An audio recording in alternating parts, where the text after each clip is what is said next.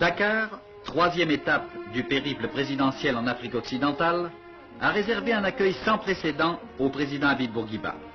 En effet, le combattant suprême a été accueilli par le président Senghor, entouré des membres du gouvernement sénégalais et des corps constitués. Un détachement de parachutistes et la garde rouge rendaient les honneurs aux hôtes du Sénégal.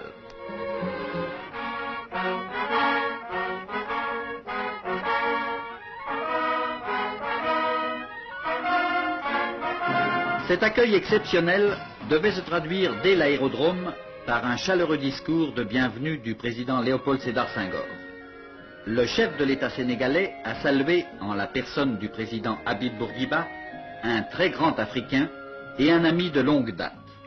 Les membres du gouvernement et de l'Assemblée nationale, les officiers supérieurs de l'armée et les autorités religieuses ont tenu à manifester à leur hôte l'estime dont il jouit sur cette terre africaine. Les deux chefs d'État et leurs collaborateurs ont ensuite quitté l'aérodrome à destination de la capitale. Tout au long du parcours du cortège présidentiel, une foule très dense, massée de part et d'autre de la route, a donné libre cours à son enthousiasme.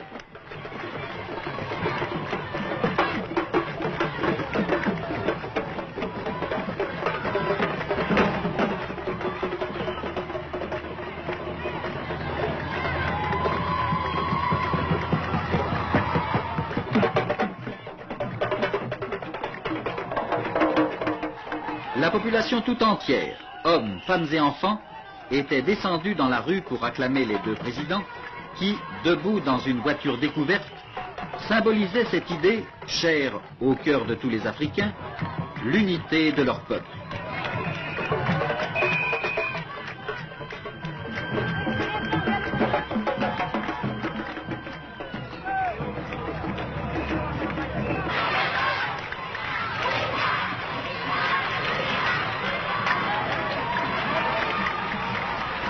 Le président Habib Bourguiba et le président Léopold Sédar Senghor ont longuement répondu aux acclamations et aux ovations chaleureuses de cette foule enthousiaste.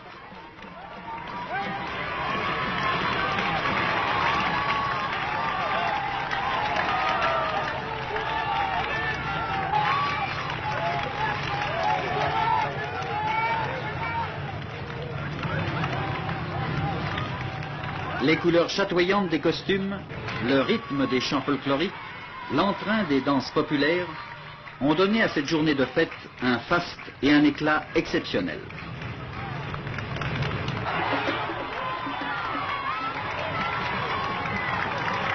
Au fur et à mesure que le cortège présidentiel approchait du centre de la capitale, la foule devenait plus dense et les démonstrations populaires plus enthousiastes.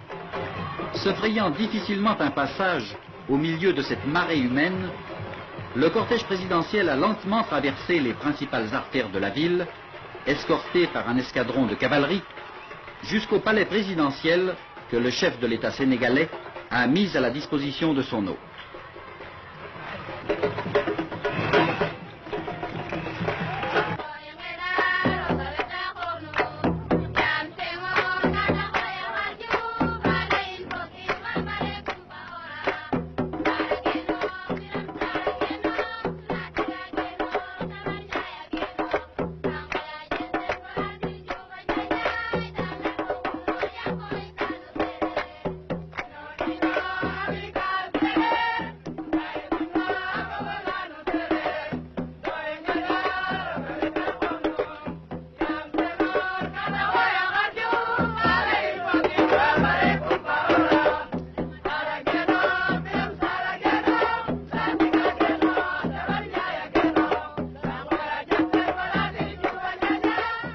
La première manifestation officielle de la visite du président Bourguiba à Dakar a été consacrée au corps diplomatique.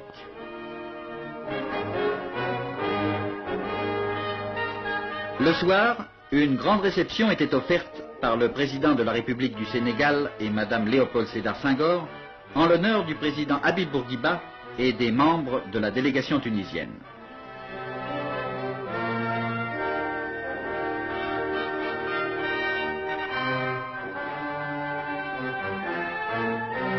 Au cours de cette réception, les deux chefs d'État et les personnalités tunisiennes et sénégalaises ont pu faire plus ample connaissance et procéder aux premiers échanges de vues concernant les relations interafricaines.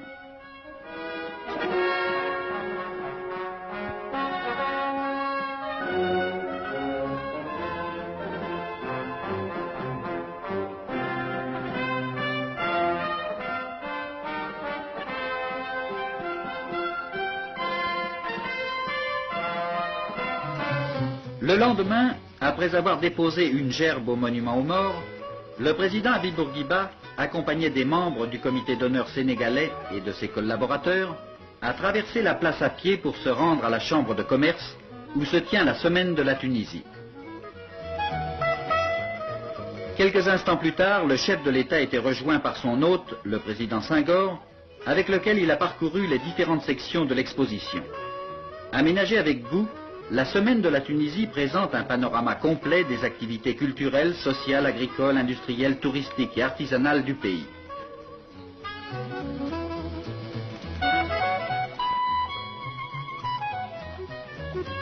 Devant la diversité et la qualité de la production tunisienne, le président Senghor a émis le souhait de voir les marchandises tunisiennes prendre la place qu'elles méritent sur le marché sénégalais.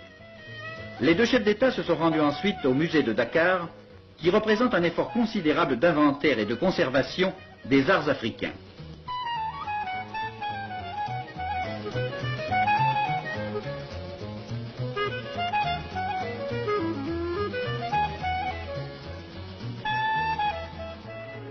Au cours du déjeuner offert en son honneur, le chef de l'État tunisien a rappelé l'attitude courageuse du président Senghor vis-à-vis des problèmes de la décolonisation, notamment en préconisant les négociations entre le gouvernement français et le FLN. Les esprits n'étaient pas mûrs. Depuis, elles se sont imposées à tous, même à ceux qui étaient les plus réticents, comme une chose naturelle, allant dans le sens de l'histoire, conforme au surplus, à l'intérêt et au génie de la France. Parlant des expériences respectives de la Tunisie et du Sénégal, le chef de l'État tunisien devait poursuivre en ces termes. Nous sommes, nous Tunisiens, très sensibles. L'indépendance ne doit pas s'accompagner d'un repli sur soi, ni le retour aux sources constituer une attitude romantique. Arabe et méditerranéenne, musulmane et réformatrice, la Tunisie aussi entend s'ouvrir au monde sans renier son génie propre. Sénégal et Tunisie appartiennent à l'Afrique. Il importe que notre coopération soit d'abord fondée sur des valeurs solides qui font partie de notre personnalité profonde. Comme vous l'avez si bien dit, il y a une sensibilité africaine, une manière africaine d'appréhender les choses, une vision africaine du monde, et c'est cela, l'africanité. Le président de la République tunisienne a d'autre part mis l'accent sur la similitude des approches du socialisme destourien en Tunisie et du socialisme africain au Sénégal. Au cours de la troisième journée du séjour présidentiel au Sénégal, les présidents Habib Bourguiba et Léopold Sédar Senghor, accompagnés des personnalités tunisiennes et sénégalaises, ont procédé au cours d'une cérémonie officielle à la pose de la première pierre de la maison de Tunisie qui s'élèvera à proximité du siège de notre ambassade et dont la construction est financée par la Société tunisienne de banque. Les deux chefs d'État se sont longuement intéressés à la maquette de la future maison et aux explications fournies par l'architecte et le réalisateur de ce projet qui constituera un lien de plus entre les deux pays frères. À l'issue de la cérémonie, au cours de laquelle le chef de l'État tunisien a été fait docteur honoris causa, les deux présidents ont visité les différentes facultés de l'université. Après avoir procédé à la décoration du recteur de l'université de Dakar, le président Habib Bourguiba devait à cette occasion prononcer un important discours où il a repris une fois de plus les lignes essentielles de la conception politique bourguibienne. En prenant la parole dans cette université d'un pays francophone comme la Tunisie, le président Bourguiba a rendu hommage à l'université française où les cadres et les leaders des pays africains ont pu se former, se connaître et poser les premiers jalons de leur solidarité et de leur coopération. J'ai pu parler du bourguibisme comme d'un système atteste du moins sa continuité et sa cohérence. Si je devais définir ce bourguibisme, je dirais simplement que c'est un réalisme honnête, loyal, qui se veut efficace, c'est-à-dire qui permet d'arriver au but. Le chef de l'État a mis l'accent sur la nécessité de réaliser en commun l'indépendance économique de l'Afrique. J'ai dit qu'il faut s'attacher à réduire la dépendance économique. Cela est vrai, mais n'est possible que par étapes, de manière progressive. On ne peut tout changer à la fois. Le chef de l'État a d'autre part précisé le sens du socialisme africain. Socialisme? Oui. Je dirais même, bien sûr. Il ne s'agit pas de poursuivre une société, de construire une société pour quelques catégories privilégiées, mais pour le peuple tout entier. Ainsi, sur le plan Maghreb, aucun intérêt économique ne parviendrait à justifier les résultats enregistrés. Le chef de l'État a rappelé à cette occasion l'attachement de la Tunisie à la coopération africaine et internationale. Sur un plan plus général, sur le plan de l'Afrique par exemple, il s'en faut encore que toutes les possibilités de coopération, que toutes les raisons que nous avons de coopérer aient été inventoriées. Rappelant les raisons impérieuses de sauvegarder la paix sur le continent africain, le président Bourguiba a exprimé son approbation aux regroupements régionaux. C'est aussi l'expérience qui m'oblige à les reconnaître. Il n'en convient pas moins d'explorer toutes les raisons de coopérer, et le voisinage n'est pas la seule raison. L'héritage culturel en est une, non moins importante. L'adhésion à certaines perspectives politiques, à un certain type de socialisme africain, à une certaine forme de réalisme, me paraît encore une raison de coopérer. C'est sans doute pourquoi je crois sincèrement aux chances d'une coopération tuniso-sénégalaise.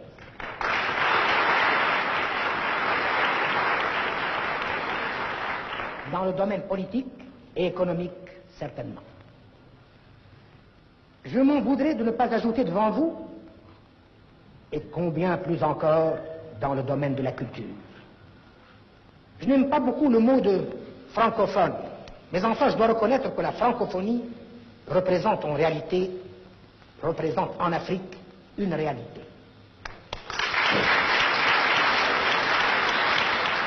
Mettant l'accent sur les facteurs de rapprochement entre les pays francophones d'Afrique, le président Bourguiba devait lancer l'idée exaltante de leur regroupement, étape réaliste et positive qui permettrait de nous acheminer d'un pas assuré vers l'unité africaine. Parce qu'elle rend les uns et les autres plus à même de découvrir, même au-delà de la langue, ce qui les unit. C'est donc une sorte de Commonwealth que je voudrais voir s'établir entre eux, une sorte de communauté qui respecte les souverainetés de chacun et harmonise les efforts de tous. Je souhaite ardemment que le voyage que j'effectue en ce moment y contribue.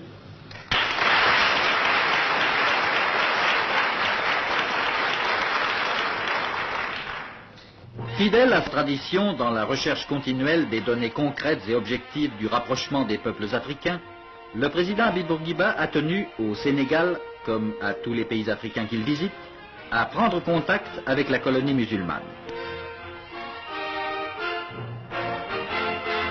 Le président Habib Bourguiba a offert à cette occasion aux associations culturelles musulmanes du Sénégal 3 tonnes de matériel scolaire, parmi lesquels des livres édités en arabe.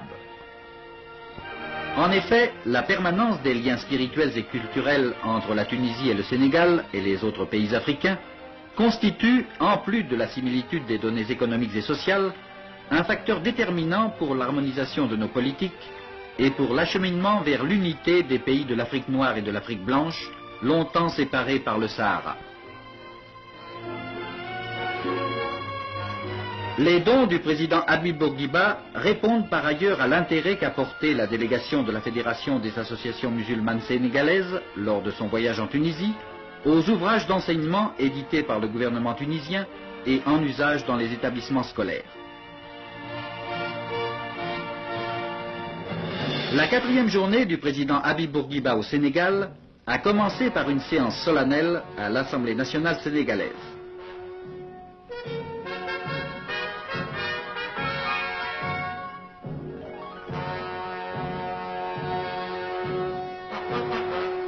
Le chef de l'État, accompagné de M. Doudou Thiam, ministre d'État chargé des Affaires étrangères, des relations avec les assemblées et de la suppléance de la présidence de la République, a été accueilli devant le siège de l'Assemblée nationale par son président, M. Lamine Gueye, entouré des membres du bureau de l'Assemblée.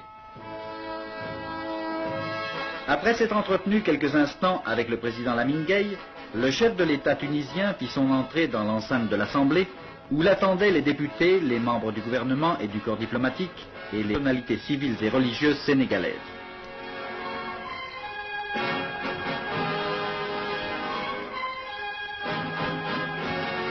Dans son discours de bienvenue, le président Lamine Gueye a rappelé les souvenirs communs des leaders tunisiens et sénégalais au moment des batailles pour la libération nationale. S'adressant au président Habib Bourguiba, il a dit notamment « Jamais vous n'avez abdiqué dans la lutte pour la liberté et la dignité de votre peuple, et vous ne cessez aujourd'hui de le diriger dans l'effort de construction d'une économie prospère et d'une société juste et équitable. » De son côté, le président Bourguiba devait rendre hommage à la constance et au réalisme des dirigeants sénégalais, dont l'amitié avec les dirigeants tunisiens n'a jamais fait défaut. De deux continents même, que de se mettre sérieusement au travail chez soi, que de chercher patiemment mais résolument à aplanir les difficultés avec les États voisins et à s'orienter vers une coopération pratique. Ainsi, messieurs, je considère comme normal et comme heureux que le Sénégal et d'autres États francophones aient constitué l'organisation commune africaine et malgache. Je ne suis pas de ceux qui pensent qu'une telle organisation constitue une menace pour l'organisation de l'unité africaine. Il serait grave, il serait néfaste de condamner les unions régionales sous le prétexte fallacieux qu'elles entravent les plus hautes aspirations à la plus grande unité.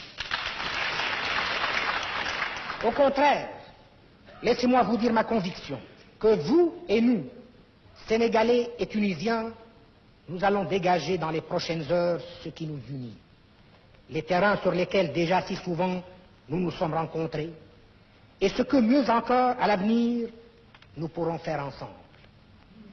J'ai tenu à vous dire dans quel esprit je me trouvais parmi vous, à vous faire partager quelque peu mon expérience. Laissez-moi vous dire combien je sens ici que cette expérience est africaine et que nos échanges l'enrichiront encore.